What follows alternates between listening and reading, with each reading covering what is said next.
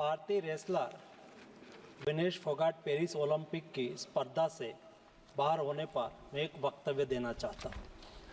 भारतीय रेसलर विनेश फोगाट को तय कैटेगरी में ज़्यादा वजन 100 ग्राम होने की वजह से पेरिस ओलंपिक से बाहर होना पड़ा है। विनेश 50 केजी की कैटेगरी में खेल रही थी। स्पर्धा के लिए विनेश का वजन 50 किलोग्राम होना अनिवार्य था।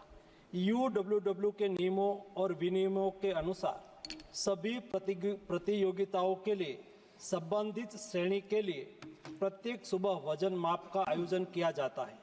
अनुच्छेद 11 के अनुसार यदि कोई एथलीट वजन माप प्रथम अथवा द्वितीय में भाग नहीं लेता है अथवा असफल हो जाता है तो उसे प्रतियोगिता से बाहर कर दिया जाता है और बिना किसी रैंक के अंतिम स्थान पर रखा जाता है।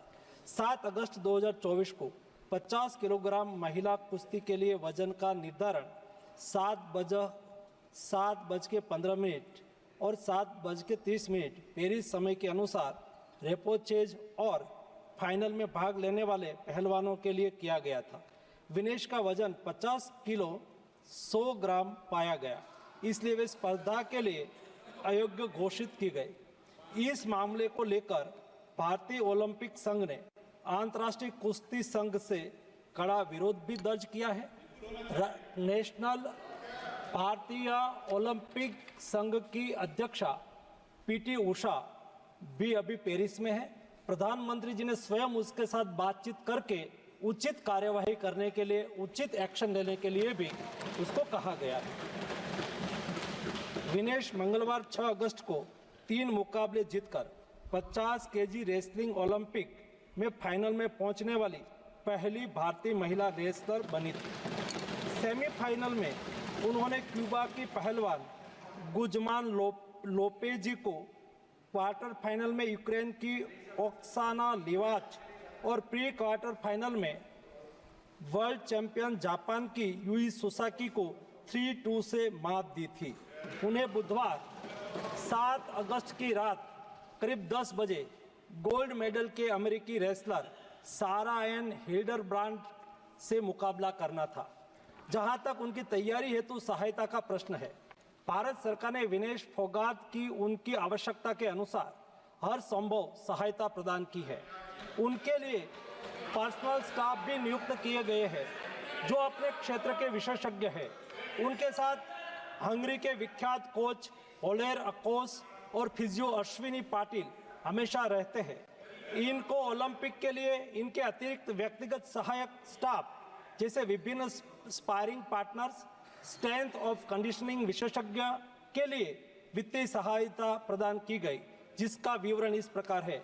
ओलेर अकोच कोच के रूप में उसके साथ थे, वैन पैट्रिक लॉम्बार्ड स्ट्रेंथ और कंडीशनिंग विशेषज्ञ, अश्विनी जीवन पाटिल फिजियोथेरापिस्ट, मयंक सिंह गरिया स्ट्रेंथ और कंडीशनिंग विशेषज्ञ, शुभम और अरविंद स्पारिंग पार्टनर। इनको पेरिस ओलंपिक चक्र के लिए कुल 70,45,775 की वित्तीय सहायता दी गई है, जिसका विवरण इस प्रकार है। स्पेन के ग्रेट पिक्स में भाग लेने के लिए वित्तीय सहायता, साथ ही 3 जुलाई से 13 जुलाई 2024 10 दिन तक मैड्रिड, स्पेन के अंतर्राष्ट्रीय प्रशिक्षण शिविर के लिए अतिरिक्त वित्तीय सहायता। इसके अलावा फ्रांस के बुलोन-सू-मेर में पूर्व ओलंपिक प्रशिक्षण शिविर के लिए अतिरिक्त सहायता की है। 2024 अंतर्राष्ट्रीय कुश्ती संघ सेकंड रैंकिंग सीरीज में 6 जून से 9 जून 2024 4 दिन तक बुडापेस्ट हंगरी में भाग लेने के लिए और 10 जून से 21 जून 2024 तक टाटा ओलंपिक सेंटर हंगरी में अंतर्राष्ट्रीय प्रशिक्षण शिविर के लिए अतिरिक्त सहायक स्टाफ के लिए वित्तीय सहायता की है। स्ट्रेंथ और air conditioning coach mister Wayne Patrick Lombard के लिए टाटा ओलंपिक सेंटर हंगरी में 10 जून से 21 जून 2024 11 दिन तक अंतर्राष्ट्रीय प्रशिक्षण शिविर में भाग लेने के लिए भी वित्तीय सहायता की है। 13 जुलाई 2023 से 16 जुलाई 2023 4 दिन तक बुडापेस्ट हंगरी में 4th डेथ रैंकिंग सीरीज में भाग लेना और 10 से 16 जुलाई 2023 16 दिन तक बुडापेस्ट हंगरी में प्रशिक्षण शिविर हेतु इसको वित्तीय सहायता की है। वेलनेकेन बुल्गारिया में 10/11/2022 से 3/12/2022 तक प्रशिक्षण के लिए वित्तीय सहायता दी है। उनके रिहाई प्रक्रिया के लिए आवश्यक उपकरण खरीदने के लिए भी वित्तीय सहायता की गई है। 2020 टोक्यो ओलंपिक चक्र में 1,13,98,224 रुपये का आर्थिक सहयोग उसको किया गया था।